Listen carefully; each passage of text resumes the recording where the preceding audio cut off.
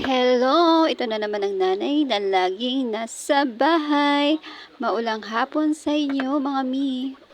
At ito nga po pala ay magluluto ako ng bread roll. At ang una ko nga po palang ginawa ay in-steam ko muna yung hotdog. Sinimulan ko na nga po pala dyan, i-flat yung tinapay. Mas maganda po talaga mga mi, yung flat na flat para pag nilagay mo yung palaman ay mabibilog mo siya ng maigi.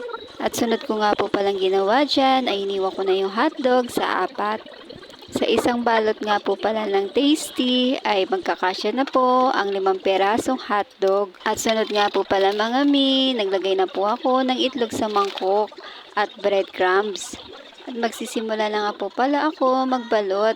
Mas maganda po pala mga mi na flat talaga ang tinapay para madali po siyang maibalot. Bali 18 pieces na pala yung tinapay na gagawin ko. Totoo pala mga mi na magastos pag walang pasok. Magastos na nga, marami ka pang iisipin kung anong lulutuin. At natapos ko na nga po pala mga mi ibalot. At sinisimulan ko na nga po pala iprito. Hantayin lang po natin maging golden brown mga mi. Huwag po sobrang toasted kasi hindi na po yan masarap mga mi. Huwag nga po pala iwanan yan kasi mabilis lang po yan maluto mga mi. At naluto na po mga mi ang ating bread roll. Thank you for watching.